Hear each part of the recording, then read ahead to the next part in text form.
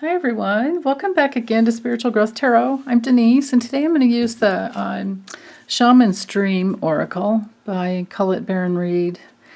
It's an awesome oracle. Comes in a great, magnetic type book. Or magnetic type box, and it has a nice book in it too. So, but let's see, what is it that we need to know in order to heal our souls?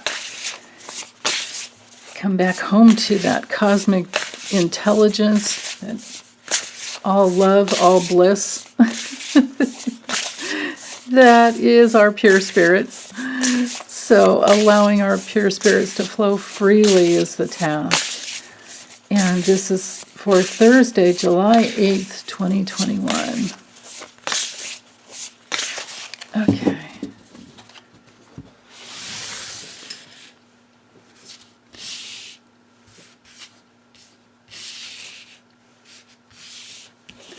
All right. Ooh.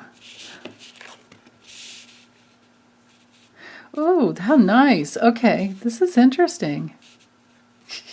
How many times do us readers say that? Fascinating. Just fascinating. Okay, so this card is all about honoring our sacred contracts, but figuring out what our sacred contracts are with different relationships can sometimes be the challenge. But this is all about a relationship. So even though this card says stranger, you know what I'm getting is for many of us, this is about a new relationship, whether it's friendship or loved relationship, doesn't matter. But if we can be curious with whatever our sacred contract is, then we open up this connection to the union within the relationship. And it really helps. And boy, I can tell you, it really does. It does help. It makes all the difference in the world. And I have experienced in my life, in my family and friends, amazing healing that comes through. Transformation is the word I was actually looking for. That comes through. No, it doesn't happen quickly, and it doesn't happen painlessly at all. But it does happen if you figure out what your sacred contract is with a loved one or a family member, then you can shift the perspective. Like sometimes it's about commitment. Sometimes it's about learning how to say no and set boundaries. Sometimes it's about standing up for yourself. Now, that doesn't mean that you walk away. You may have to for a while, but that doesn't mean that you don't end up coming back together at some time later on. And it could take years. In my experience, it takes years sometimes. And you may not ever totally come together, but at least there's some union, some reunion. And then other sacred contracts, oh my goodness, I'm sure there are so many books on it, or at least a few. That would be a nice little search on Amazon. You see how many books there are in sacred contracts. I'm sure that Carolyn Myss has written something about it. Without having a list here to go over and figure out all the ramifications of relationship or the possibilities of contracts within relationship. Well, what I can say from my experience, it's been relationships that come in, just for they say, one of the sayings is like it's for a reason or a season, but maybe not meant to stay. So oftentimes, well, always for me, the reason that they would come in was to help me get in touch with some wounding that I didn't know was there. And then sometimes it's past life wounding even.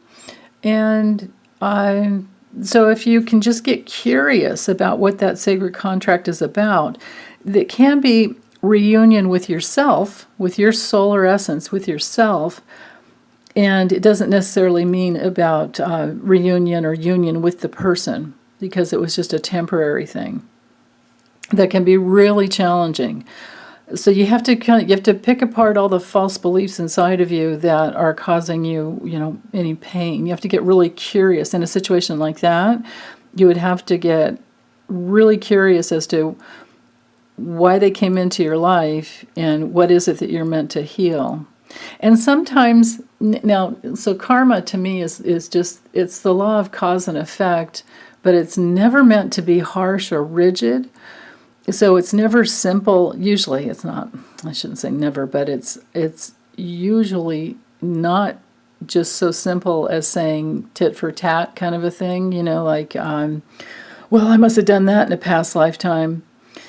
And this is why I'm hurting now. Like if you go into that kind of self-judgment, it doesn't help, but it does help. At least this is what helped me anyway. I can only give you my perspective.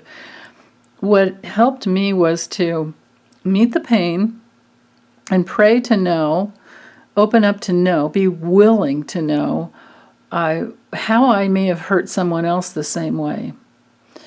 And, and meditate on that or cry yourself, sob your heart out through that, and pay attention to dream time and see what you get in meditation and take notes, because there's a lot about the written word here. Take notes that you get and just get really curious as to the reason, and then healing it, because once you know that how painful something is because you're experiencing it firsthand, then you'll know that you can forgive yourself and you can forgive them, because you're not going to ever do it again. Once you go through the same pain that you've caused someone else, when you come to that realization and you go through it, when you experience that, it shifts everything. Everything. And that's how we clear out our souls. So, yeah, so what other, I'm trying to think if there's anything else this could be. Yeah, I'm not getting that actually it feels to me like it's the possibility for healing a relationship that we're already in with someone, and we do that by honoring the sacred contract, getting really curious as to, now whatever your contract is with them, theirs may be different with you. You know what I mean? Like your contract might be to stand up for yourself and say no and set healthy boundaries, and their contract may be with you, your contract with them may be to stand up and say no. But still keep your heart open. You see, that's a beautiful thing, is you can say no from a place of love. And it doesn't have to be mean, and it doesn't have to be harsh. And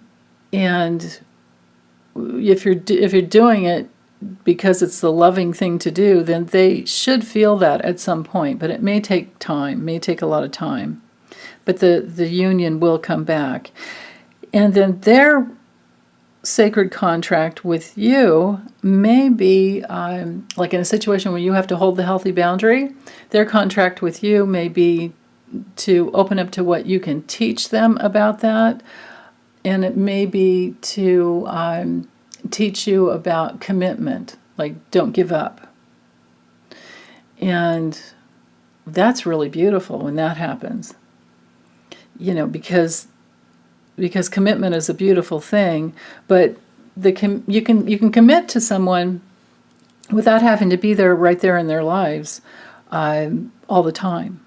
You just commit to the love that holds you together, but you can still hold a healthy boundary in between too. But that takes a lot of work. It takes a lot of kind of like feeling like you're hitting your head against the wall, like, oh no, I got trapped again. I've got, now I have to explain myself in a different way and say, and set the boundary. Or you just have to go quiet because you've set the boundary, but they're not honoring the boundary. And if they're actually abusing you in any way, you have to hold up a stronger boundary. And that's okay too if you have to do it. Whatever it is you have to do is what you have to do. And it's not going to be the same in every relationship. So there are no hard and fast rules at all. So I think that's all I have to say about this. I'm just going to leave it open for your comments to let me know if any of you guys are going through the same, if you're going through this, and it could be the same way that I did years ago. And this could even be especially in relationship with the challenges that we've gone through where we're so politically polarized and polarized over COVID vaccinations, things like that.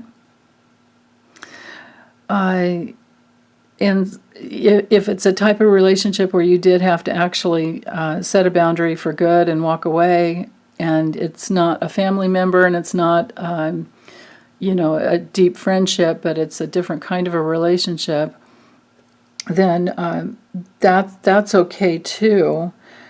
And that would make sense for these times that we're going through, because not everyone believes in vaccinations, but we have to come back to ourselves. We have to always honor that sacred contract that we have with ourselves.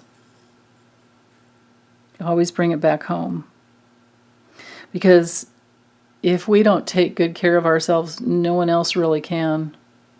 Unless it's an emergency situation, of course, surgeons can sew you up and do all kinds of miracles. But I'm talking about the soul. We have to do our own soul work. And that is our sacred contract in each lifetime. So to get really curious about that is how you find your way home. To understand what it is that you need to heal in this lifetime, whatever your soul split is, your false belief, deepest false belief about yourself, understanding that, getting curious about it and understanding that, clears out those parts in your soul where you were a stranger to yourself, and you end up coming back home to who you truly are in your beautiful, bright essence. So, anyway, I'll close this up for now. If anybody needs help with this and wants to book a session with me, that's the type of work I do. And I absolutely love doing it. It can be a reading, but it can also be a personal process session where we dive into what your false beliefs might be. And I can help you explore that. So I hope everyone's doing well. Big hugs to all of you, and take good care. Okay, bye.